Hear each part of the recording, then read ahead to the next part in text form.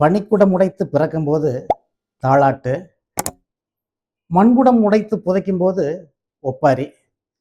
இந்த தாலாட்டும் ஒப்பாரியும் தமிழர்களுடைய வாழ்வியல்ல தவிர்க்க இயலாதது. அது மட்டும் இல்ல, அவங்க தங்களுடைய உடல் சோர்வை நீக்கிறதுக்காகவும் மனச்சோர்வை போக்குறதுக்காகவும் வேற வேற வகையான பாடல்கள் கூட வச்சிருந்திருக்காங்க. ஆனாலும் எல்லாம் கூட இந்த ஒப்பாரிக்கும் தாலாட்டுக்கும் தான் அதிக முக்கியத்துவம். அதுல ஒப்பாரிக்கு கூடுதல் முக்கியத்துவம் இருந்த மாதிரி தெரியுது. என்ன 2000 வருஷத்துக்கு முன்னாடியே நம்மளுடைய பண்டை காலத்துல, சங்க காலத்துல இந்த ஒப்பாரி இருந்திருக்கு.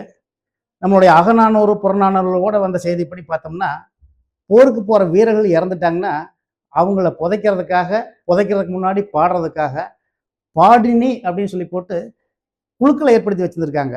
இப்ப நம்ம வள்ளிக்கும்மின்னு சொல்லி போட்டு குழுக்களை ஏற்படுத்துறோம். அப்ப பாடினின்னு குழுக்களை ஏற்படுத்தியிருக்காங்க. பாடித்தான் ஒப்பாரி பாடல் பாடித்தான் அந்த வீரர்களை, மரித்து போன வீரர்களை புதைச்சிருக்காங்க.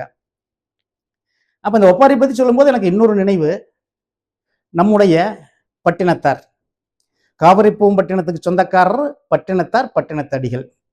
அவரு ரோட்ல நடந்து வந்துட்டு இருக்காரு, சாமியாரா மாறினதுக்கு பின்னாடி.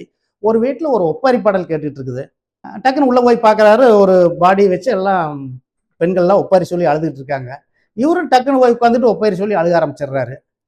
சாமி, நாங்க தான் எங்க குடும்பத்தில் ஒருத்தர் அப்பா, அம்மா, அண்ணன், தங்கச்சி செத்து போயிட்டாங்கன்னு அழுகுற, நீங்க அழுகுறீங்க அப்படின்னு கேட்டு, நீங்க எல்லாம் செத்து போன பணத்தை பார்த்து அழுதுகிட்டு இருக்கீங்க, நான் இனிமேல் சாக போற பணத்தை பார்த்து அழுகிறேன் அப்படின்னு சொல்லி மற்றவர்களையும் தன்னையும் சேர்த்து காட்டினாரா. பக்கமா எழுதி மணிக்கணக்கா பேசி புரிய வைக்க வேண்டிய ஒரு விஷயத்த மிக சொற்பமான ஒரு செய்தியில் அவர் எப்படி புரிய வச்சிருக்கான்னு பார்த்தா எனக்கு மிகுந்த ஆச்சரியமா இருக்கு. இந்த ஒப்பேரி பாடல் இது எங்க அம்மாச்சி ஒரு ஒப்பேரி பாடல் சொல்லியிருந்தாங்க. அவங்க பாடின தாலாட்டை பத்தி ஏற்கனவே நான் ஒரு வீடியோவில் பதிவிட்டு இருந்தேன். அவங்க இறந்து போய் 30 வருஷம் ஆச்சு.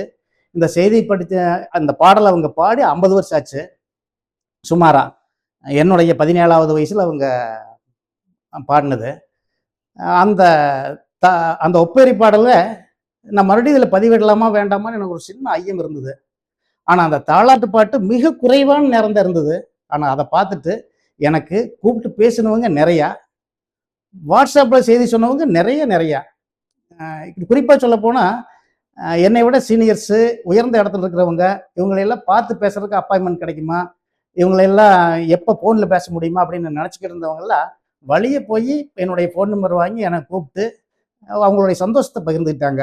எப்படிங்க 30 வருஷத்துக்கு முன்னாடி இறந்து போன ஒரு சாதாரண கிராமத்து பெண்மணியினுடைய பாட்டை பதிவு பண்ணி இவ்வளவு நாளாக பாதுகாத்து வச்சிருந்து அதை மீடியாவில் வெளியிட்டு இருக்கிறீங்களே அப்படின்னு பாராட்டினாங்க. அது எனக்கு ஒரு உத்வேகமாக இருந்தது. அதனால அவங்களுடைய அந்த ஒப்பேரையும் இதில் பதிவு பண்ணிடலாமான்னு நினைக்கிறேன். இது ஒப்பேரி மட்டுமல்ல, ஒரு சகோதரன் சகோதரி பாசத்தையும் இதில் வெளிப்படுத்துற மாதிரி இருக்குது. நம்ம சிவாஜி கணேசனுடைய பாசமலர்களையும் பாரதி ராஜாவினுடைய கிழக்கு சீமைகளையும் சேர்த்து வச்சு ஒரு சகோதரன் சகோதரி மேல செலுத்துற அந்த பாசத்தை எவ்வளவு அழுத்தமா வெளிப்படுத்தினாங்களோ அதை இந்த ஒப்பேரி பாடல்லையும் அப்படியே ஆத்தா புதைச்சு வச்சிருக்க மாதிரி எனக்கு ஒரு ஃபீல் ஆயிடுச்சு. இந்த பாடல் ஆத்தா எங்கேயோ கேட்டு பண்ணி பாடின மாதிரி எனக்கு தெரியல. அவங்க தங்களுடைய சொந்த வாழ்க்கைக்காக வேண்டி இட்டு கட்டி பாடின மாதிரி தான் எனக்கு அதை புரிஞ்சுக்கிட்டேன். காரணம் அவங்க வாழ்க்கையோட அவ்வளவு ரிலேட்டடா அது இருந்தது. அவங்களுக்கு 3 குழந்தைங்க, முதல் 2 பெண்ணு, அப்புறம் ஒரு நீண்ட இடைவெளிக்கு பின்னாடி ஒரு பையன். அந்த காலத்துல பெண்களுக்கு பொருளாதார சுதந்திரம் மட்டும் இல்லாம இல்லை, அவங்களுக்கு அடிப்படை உரிமைகளே மறுக்கப்பட்டு இருந்த காலம். ஒவ்வொரு குடும்பமும் உணவுக்காக போராடிக்கிட்டு இருந்த காலம். அவங்க கூலி வேலைக்கு போனா கூட அவங்களுக்கு பணம் கிடைக்காது. கூலி வேலைக்கு போனோம்னா என்ன கிடைக்கு, பருத்தி எடுத்து போனாங்கன்னா பருத்தி கொஞ்சம் கொடுத்துருவாங்க, கடைசியில கடலக்காய் பொறிக்கு போனோம்னா கடைசியில் ஒரு கடலக்காய் கொஞ்சம் கொடுத்து அனுப்புவாங்க. நெல்லை அடிக்கிறதுக்கு அறுக்கிறதுக்கு போனோம்னா நெல்லை வள்ளத்தில் அளந்து கொடுத்துருவாங்க. அதை கொண்டு அவங்க உணவுக்கு தான் வச்சுக்கணும். தவிர்க்க முடியாத செலவுக்கு தேவைன்னா அந்த தானியங்களை கொண்டு போய் அந்த பருத்தியை கொண்டு போய் கடை வீதியில் அதுக்காக இருக்கிறவங்க வணிகர்கள்ட்ட கொண்டு போய் அதை கொடுத்து அவங்க கிட்ட இருந்து கொஞ்சம் காசை வாங்கி அதுல தான் அந்த பொருளை வாங்கிக்கணும். அவ்வளவு சூழ்நிலை. ஆத்தாவுக்கு தன்னுடைய 2 பொண்ணுங்களும் ஒரு 10 வயசு பொண்ணு இருக்காங்க. அவங்க ஆசைப்படுறாங்க. அவங்க ஆசைப்படுற எதையுமே நம்ம செஞ்சு கொடுக்க முடியலையே அப்படின்னு கடுமையான ஒரு ஆதங்கம். அப்போ இந்த மாதிரி நெல் பருத்தி கொண்டு போய் கடையில் கொடுத்து அது காசை வாங்கி ஏதாவது வாங்கி கொண்டு வந்து கொடுக்குறாங்க. அது மாதிரி ஒரு சமயத்தில் ஒரு ரவிக்கும் சட்டையும், ஒரு பாவாடை சட்டை அப்படின்னா ரவிக்குன்னு சொல்லுவாங்க இல்லையா, அதை வாங்கி கொண்டு வந்து எங்கள் அம்மாவுக்கு கொடுக்குறாங்க. எங்கள் அம்மாவுக்கு இப்போ 80+, அவங்களுடைய கொள்ளு பேத்திக்கு வயசு 10. அம்மா சொல்லியிருக்கிறத சொல்லுது. ஆத்தா கொண்டு வந்து அந்த துணி கொடுக்குது. அதை வாங்கிட்டு எங்கள் அம்மா ஆர்வமாக கொண்டு போய் அவங்க ஐயங்கிட்ட, அப்பாவை வந்து ஐயன்னு சொல்கிறதான் எனக்கு வழக்கம், அதனால ஐயங்கிட்ட கொண்டு போய் இந்தான்னு சொல்லி கொடுக்குறாங்க. ஐயன் வாங்குறாரு, பார்க்குறாரு, இப்படி 3 சுத்து தலை சுற்றி தூக்கி வீசுறாரு. சும்மா வீசல, 3 தடவை துப்பி துப்பிட்டு தூக்கி வீசுறாரு. அம்மா போய் அதை எடுத்துட்டு ஒடியாந்துருது. ஐயனுக்கு என்ன, இந்த வாரத்துல இந்த நாள்ல குழந்தைகளை பட்டினி போடாம வளர்த்தோம்னு அவங்க ஆசை. குழந்தைய ஆசைப்படுது, அவங்களுக்கு எதையாவது வாங்கி கொடுக்கணும்னு ஆத்தாளுக்கு ஆசை. இந்த சூழ்நிலை இப்படியே தொடர்ந்துகிட்டு இருக்கிற சமயத்துல எந்த சூழ்நிலையுமே சரி பண்ண முடியல ஆத்தானால. அப்ப எங்க மாமா கொஞ்சம் கொஞ்சம் பெருசாகிறாரு. அவர் ஒரு பொறுப்புக்கு வந்ததுக்கு பின்னாடி தன்னுடைய பிறந்தவளுக்கு அம்மா காலத்துல நம்ம அப்பா காலத்துல செய்யாத நம்ம சீர்கள் நம்ம செஞ்சு முடிச்சிடோம்னு சொல்லி போட்டு அவருக்கு இயன்றதை செய்கிறாரு. இப்பவும் செய்கிறாரு. எங்க அம்மாவுக்கு 80+ன்னு சொன்னேன். போன தை மாசம் தை பொங்கலுக்கு 100 ரூபா பூ பொங்கச்சிருவோன்னு எங்க அம்மாவுக்கு கொடுத்துட்டு போயிட்டாரு. அது மாதிரி அவரை செஞ்சுட்டு வர்றாரு. இதை வந்து ஆத்தா உன்னிப்பா கவனிக்குது. அது ஒரு குறிப்பிட்ட வயசுல என்னால செய்ய முடியல, என்னுடைய கணவரா வந்தவரும் அதுக்கு ஒத்துழைக்கல, அதனால என் பையன் பிறந்து வந்து எம்பட பொண்ணுங்களுக்கு செஞ்சேன் அப்படிங்கிறத வந்து அவங்க பதிவு பண்றாங்க அந்த பாட்டுல. அந்த பாட்டை கேட்கும் போதெல்லாம், ஒவ்வொரு தடவையும் கேட்கும் போதெல்லாம் என் மனசுல ஒரு நெகிழ்ச்சி வரத்தான் செய்யுது. உண்மையா அந்த கால சூழ்நிலையில அந்த காலகட்டத்தை புரிஞ்சுக்கிட்டு அந்த பாட்டினுடைய நுட்பத்தை தெரிஞ்சுக்கிட்டு அந்த பொருளை கேட்டு பண்ணா எல்லோருக்கும் அந்த நிகழ்ச்சியை கொண்டு போய் சேர்த்த முடியும்னு நான் நம்புறேன். எல்லப்பாளையம் கந்தசாமி கவுண்டர் எங்களுடைய தாய்மாமனுக்கு இந்த பாடலை, இந்த பதிவை சமர்ப்பிக்கிறேன். ஆத்தா பாட்டு தொடர்ந்து கேட்போமா? ஓகே. ஐயர் மலை மேலே கொய்யா பழுத்திருக்கு, கொடிய மல்லிப்பூ இருக்கு, கொடிய மல்லிப்பூவு கல்ல நடந்தோடு அந்த கொல்லகைப்பட்டது. கொய்யா பழம் பொறிக்கும் என்னுடைய தலைவிலே கொழுந்தோடகி நின்ற எனக்கு வந்த கொண்ட புச்சி இல்லை.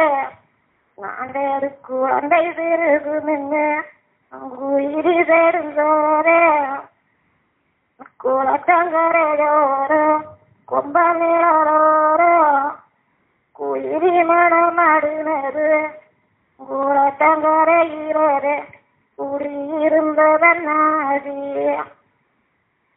யாரோட வம்புறந்த ஆவிரி இன்னும் கேட்டானம்மா, யாரோட வம்புறந்த ஆவிரி இன்னும் சொல்லுவேணும். அடை அண்ணும் பரதேசி அண்ணன் நடந்தன்னாதி.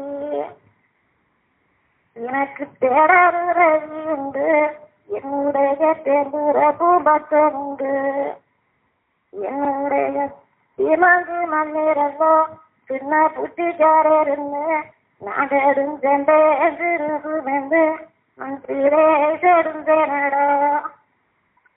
அண்ணும் பரதேசி அண்ணன் நடந்தன்னாதி.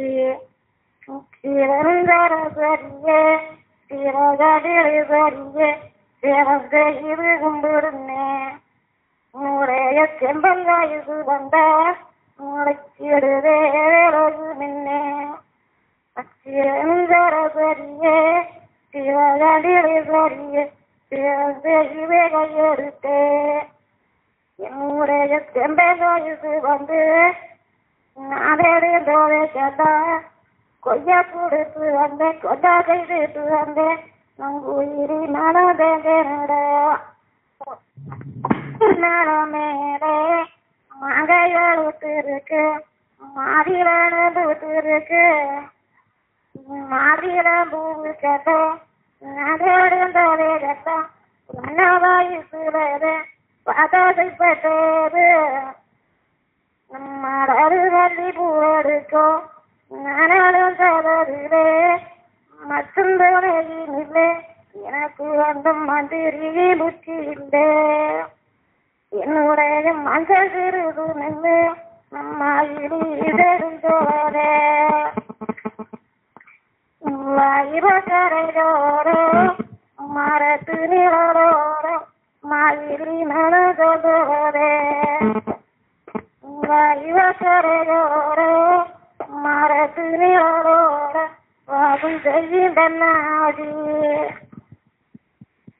எதிரோடவும் புறந்தே இன்னும் கேட்டனம்மா அனை என்னும் வரதேவி என்னை மறந்தனாடி என்னடா சொல்லுகிறேன் எனக்கு தருளி உண்டு என்னுடைய வலுரப்பு பக்கம் உண்டு எனக்கு அந்த மலர் முடிகிறதாங்கோ மற்ற புத்திக்காரருந்து நகரும் நகரிருந்து நம்ம இதெடுந்தவரே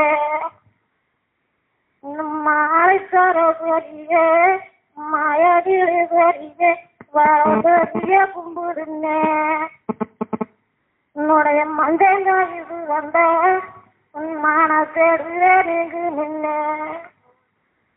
மாய சரஸ்வரியே மாயடியே பெரிய கையெடுத்து என்னுடைய மஞ்சள் இது வந்து நடந்தெல்லாம் மதி கொடுத்து வந்தேன் மர அதை வந்தேன் நம்ம இடி மனதே